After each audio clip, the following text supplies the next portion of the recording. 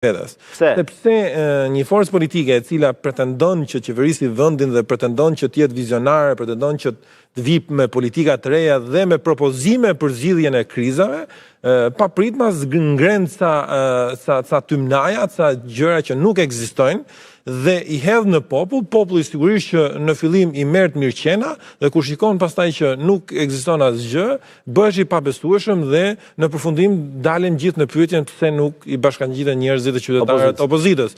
Prandaj them për tënë, a ka ndonjë që mendon që Shqipëria është si Kolombia, si Venezuela apo si Kuba? Jo, unë nuk mendoj që Shqipëria është si ato vende. Edhe mund të ketë njerëz, patjetër që edhe mund të ketë, po them në fakte dhe me prova, nuk ka. Shqipëria sot ka hapur në gjithë kapitujt me Bashkimin Evropian.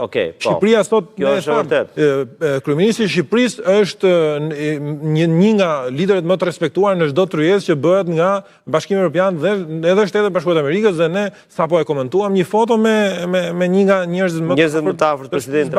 Pra ne kemi Shqipërinë e cila organizon dhe bashkëdrejton tryeza për të mbështetur vende të cilët janë nën agresion. Shqipëria në OKB ka zërin e saj dhe mbron fuqishëm të drejtat e lirit. Shqipëria ka 10.000 ushtarak që ne si përmendim, të cilët kanë kryer misione ushtarake krah për krah ushtarakëve të Shtetit Bashkuar të Amerikës. Kjo është e vërtetë.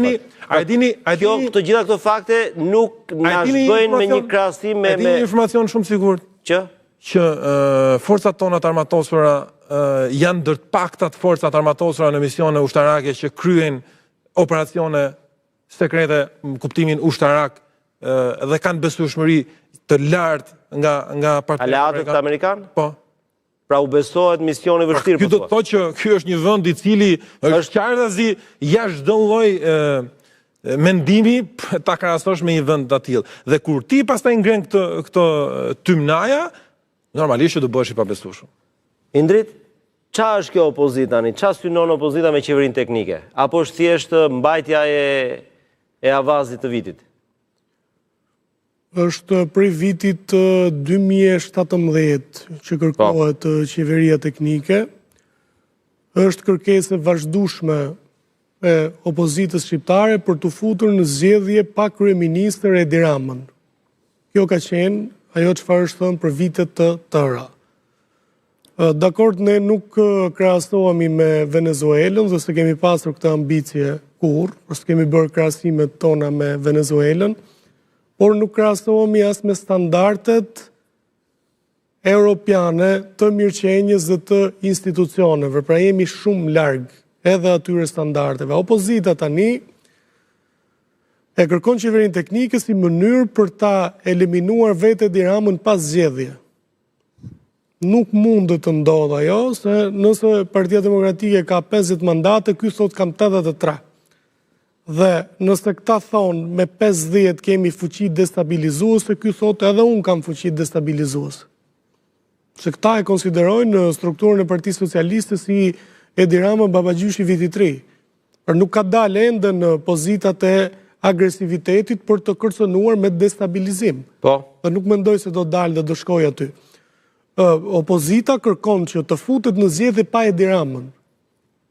Ka një shekull kjo kërkesë, nuk e di se sa do ja arrin dhe nuk mendoj që ka dhëna që do ja arrin që të futet në zgjedhje pa kryetarin e Partisë Socialiste kryeministër. Është testuar kjo çështja e qeverisë teknike. Pra ju po thoni pavarësisht që mund të ketë goditje spaku, le themi fati politik i PS-s dhe i Ramës nuk vjen në rrezik. Ideja është kjo. Them politik i PS-s si partia, si forcë qeverisë. Po çfarë mendohet? Mendohet se do azgjësojmë Partinë Socialiste, do ishte naive ta mendonim këtë. Ne do azgjësojmë Partinë Socialiste me qeveri teknike. Ku e ka bazën kjo? Nuk ka bazë. Edhe kjo qeveria e përbashkët është provuar. I ka dhënë Lulzim Bashës në vitin 2017 qeveri të përbashkët. Edhe e ka futur tek qezit e ujësielësit të disa dikastere. E fut prapa i thot, qeveri teknike, Ministrinë e Brendshme unë, Ministritë të tjera kyçe unë, merrni ju disa ministritë të tjera. Pra nuk është zgjidhja kjo, mendoj unë. Edhe e them pa tendencë ndaj askujt. Zgjidhja është që nëse është konsumuar dhe delegitimuar ekipi qeverisë si Edi Ramës, çdo opozitë normale do kërkon të zgjedhjet parakoshme. Zgjedhjet parakohshme po duhet të paraqiten